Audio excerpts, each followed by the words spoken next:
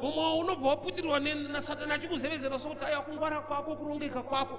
Kune vanhu vakarongeka vakangwara vasina chavainazvo. Life iri stubborn zvekudaro. Kafamba murodhi umu, tinombofamba murodhi umu. Kune vanhu vaunoona manheru akomana ka. Vanhu havasi mumba. Vanhu chaivo chaivo. Nechando chiriko ichi.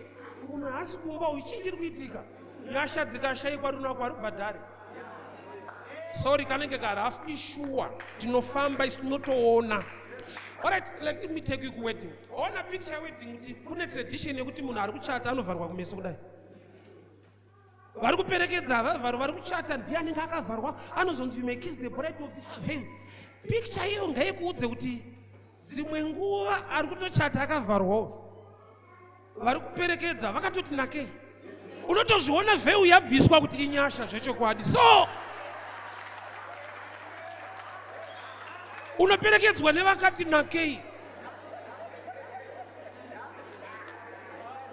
Mukadzi anonzi Leah haasiri aidiwa naJacob. Jacob auya pamba paumba kwaLabhani. Jacob waida Rachel. Leah wakatororwa zvinenge zvemistake wena, but achitororwa zvake.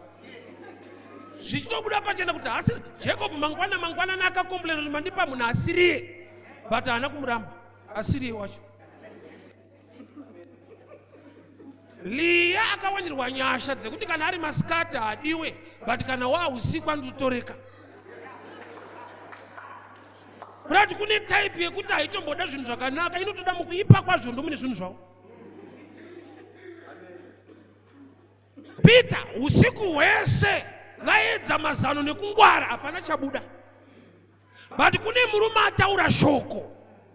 Saka iye ataura achiti taedza usiku asi nekuda kweshoko ramataura hama dzangu shoko raMwari riri maresults.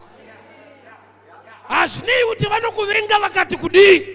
Mushari kwari kumusoro uko akatendera ropafadzo muupenyu hwako, vanhu vanonyatsoona kuti hazvisi kufita but unazvo. Ausada munzwa statement revanhu rinotadzaka kurwadziwa so. Unonzwa vanhu vakuti ndibharanzi but ane mari yake. Pakuti bharanzi hapa kurwadziwa. But vanobvuma kuti mari yake anayo, ndibharanzi but ane tunhu twake. Vakangwara vanenge vasina. Mwari ropafadzo wacho asina kuti ngwarei. Saka vakangwara vanozorwadziwa manje. Ndio vanenge vakuti ndibharanzi but ane tunhu twake. Hazvina kufita.